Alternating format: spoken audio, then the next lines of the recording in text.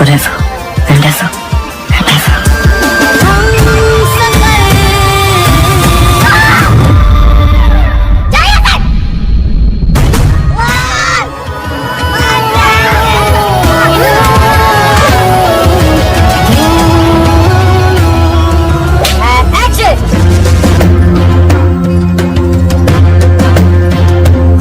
तो फाइनली दोस्तों, अब तक तो आपने आहान पांडे और अनीत पद्दा की न्यू मूवी सैयारा को तो देख ही चुके होंगे। और अगर आपने अभी तक इसे नहीं देखा है और अगर आपको आशिकी 2, एक विलन, धड़क और सनम तेरी कसम जैसी फिल्में देखना पसंद है तो आपको ये मूवी एक बार जरूर देखना चाहिए, क्योंकि ये मूवी आपको वही सेम थिंग फीलिंग करवाएगी जो आपको इन सब फिल्मों को देखते टाइम हुआ था, जिसमें हमें एक स्ट्रगलिंग सिंगर क्रिश कपूर की कहानी को दिखाया जाता है जो अपनी आवाज की दम पर अपनी पहचान बनाना चाहता है।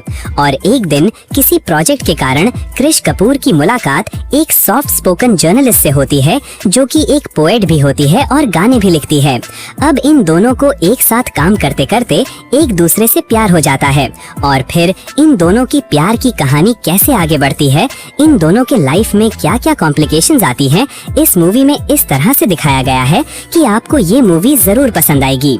बाकी आज मैं आपको इस वीडियो में इस मूवी के कुछ बिहाइंड द सीन्स और इसके कुछ इंटरेस्टिंग फैक्ट्स के बारे में बताने वाला हूँ जिसे शायद आप नहीं जानते होंगे। सो ये वीडियो बहुत ही इंटरेस्टिंग होने वाला है। आपसे रिक्वेस्ट है कि आप इस वीडियो को अंत तक जरूर देखिए। क्रिश कपूर, आज के बाद ये नाम नहीं भूला। नंबर 1, सैयारा इस साल की सबसे बेस्ट रोमांटिक मूवी होने वाली है, जो कि रिलीज के पहले ही दिन एक नहीं, दो नहीं, बल्कि 30 फिल्मों का रिकॉर्ड तोड़ दिया है, जिसमें सितारे ज़मीं पर, जाट, केसरी 2 और रेड जैसी कई बड़ी बड़ी फिल्में शामिल हैं, जिसकी शूटिंग सितंबर 2024 में स्टार्ट कर दिया गया था और इस मूवी की पूरी शूटिंग लगभग 6 महीने यानी कि मार्च 2025 तक कंप्लीट कर लिया गया। जैसा कि आप इस सीन में देख सकते हैं कि कैसे सब लोग इस मूवी के क्लाइमैक्स वाले सीन की शूटिंग कंप्लीट करने के बाद सैयारा सॉन्ग पर मस्ती कर रहे हैं।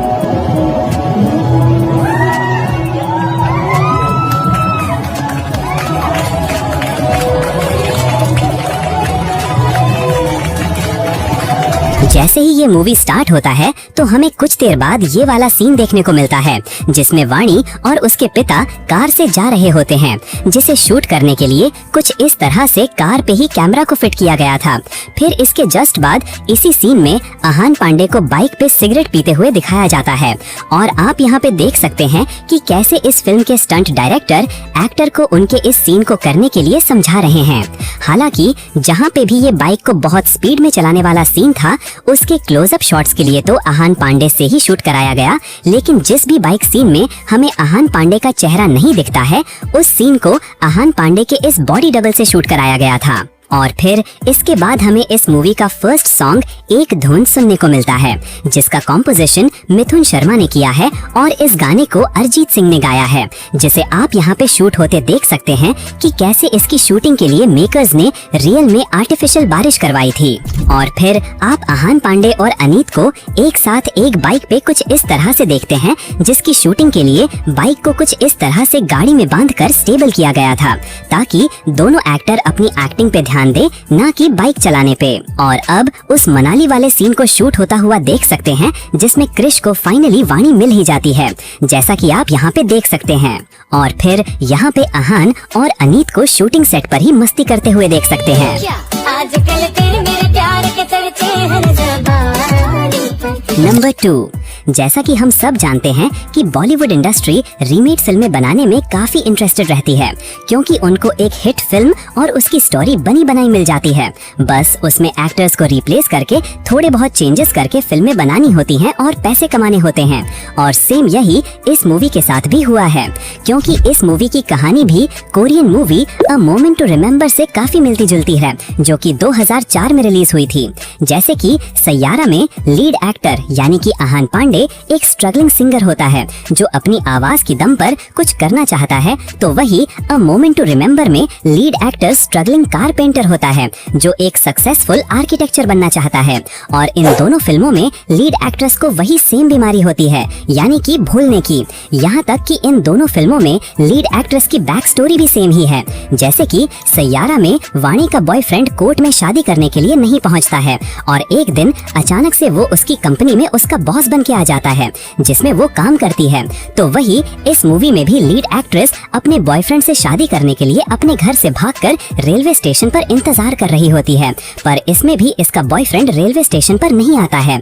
और सेम उसी तरह एक दिन इसका भी बॉयफ्रेंड उसकी कंपनी में आ जाता है और उसे समझाने की कोशिश करता है। मगर इस फिल्म के मेकर्स का कहना है कि इस फिल्म की कहानी पूरी तरह से ओरिजिनल है, ये मूवी किसी मूवी का रीमेक नहीं है। बाकी अगर आपने इन दोनों मूवी को देखा है तो आपको क्या लगता है, आप मुझे कमेंट में जरूर बताएं।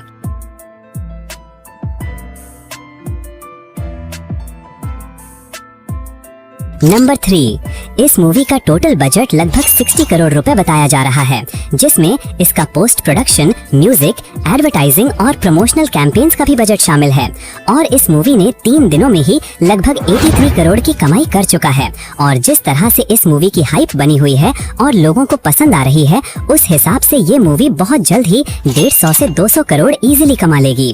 पर क्या आप जानते हैं कि इस मूवी में काम करने के लिए इसके लीड एक्टर्स ने कितने पैसे लिए हैं?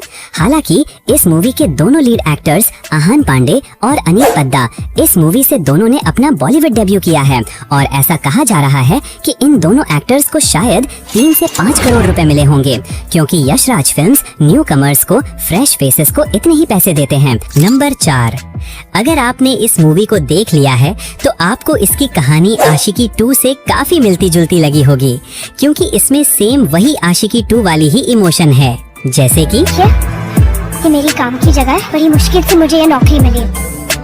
इतना पियोगे तो मुझे इस भीड़ में पहचानोगे कैसे? वो लेट नाइट तक काम नहीं कर सकती, 8:30 तक मुझे घर पहुंचना होगा। मुझे पैसिव स्मोकिंग से प्रॉब्लम है, तो नॉट कंफर्टेबल।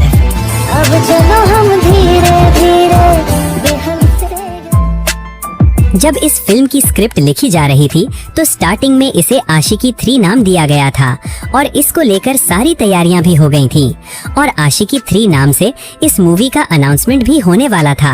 बट अनफॉर्चुनेटली उसी टाइम किसी बात पर मुकेश भट्ट और भूषण कुमार के बीच बहस हो गई और ये फिल्म आशिकी 3 के नाम से नहीं बन पाई, क्योंकि 1990 वाली आशिकी फिल्म को महेश भट्ट ने डायरेक्ट किया था और भूषण कुमार के फादर गुलशन कुमार ने प्रोड्यूस किया था।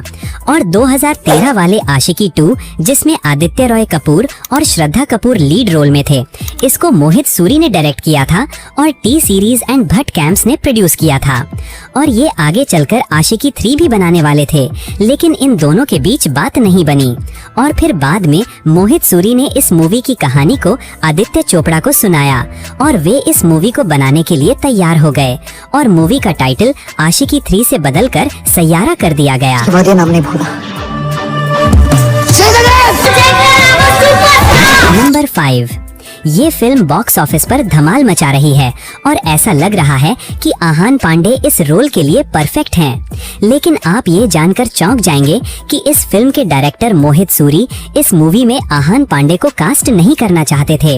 वे इस फिल्म को किसी बड़े स्टार कास्ट के साथ बनाना चाहते थे, बट इस फिल्म के प्रोड्यूसर आदित्य चोपड़ा ने उन्हें इस फिल्म को न्यू कमर्स के साथ बनाने की सलाह दी और तब इन्होंने आहान पांडे का ऑडिशन लिया और वे मोहित सूरी को स्वीट और तमीजदार लगे और उन्होंने ये डिसाइड कर लिया कि वे इस फिल्म में क्रिश कपूर के रोल के लिए फिट नहीं हैं।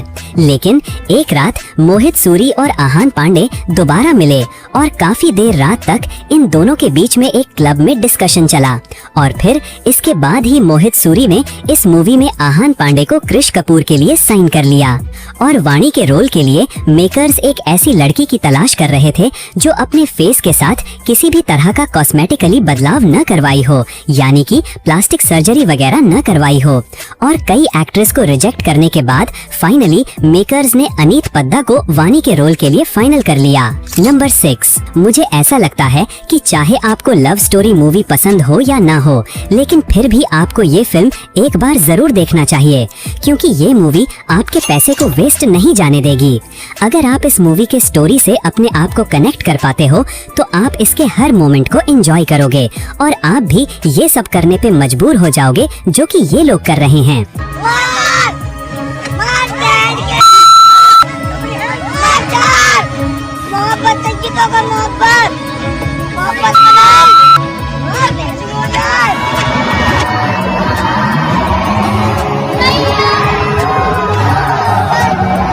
अरे बाप रे, ये खेला है। अरे बाप रे बाप। और अब इस चच्चा को देखिए जो इस मूवी से ऐसे कनेक्ट हो गए हैं कि ये अपनी पलकें भी नहीं झपका रहे हैं। और अगर फिर भी आप इस मूवी की स्टोरी से अपने आप को कनेक्ट नहीं कर पाते हो तो आपको उन्हीं सब के एक्शन और रिएक्शन को देखकर बहुत मजा आएगा जिन्हें ये फिल्म उनके दिल पे लगी है। मूवी देख लेना, चुप हो जा।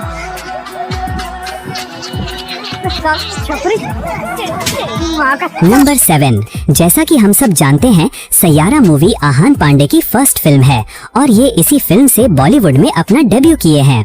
पर आप ये जानकर चौंक जाएंगे कि इनका डेब्यू इससे पहले ही एक सुपर हीरो वाली फिल्म से होने वाला था, जिसमें आहान पांडे एक सुपर हीरो का रोल करने वाले थे और अजय देवगन विलन का रोल करने वाले थे। लेकिन कोरोना की वजह से ये प्रोजेक्ट टलता रहा और आखिर में इस प्रोजेक्ट को बंद कर दिया गया। तो फाइनली दोस्तों, अगर आपको अपने लाइफ में एक बार भी किसी लड़की से प्यार हुआ है तो मूवी आपके लिए है। आपको ये मूवी एक बार जरूर देखना चाहिए। बाकी इस मूवी को देखने के बाद मैं ये जरूर कहना चाहूंगा कि she is going to be new national crush. आपको क्या लगता है, आप हमें कमेंट में जरूर बताएं। तो चलिए, this is end of this video. अगर आपको ये वीडियो पसंद आया हो तो do like this video, share, comment and don't forget to subscribe VFX वाला।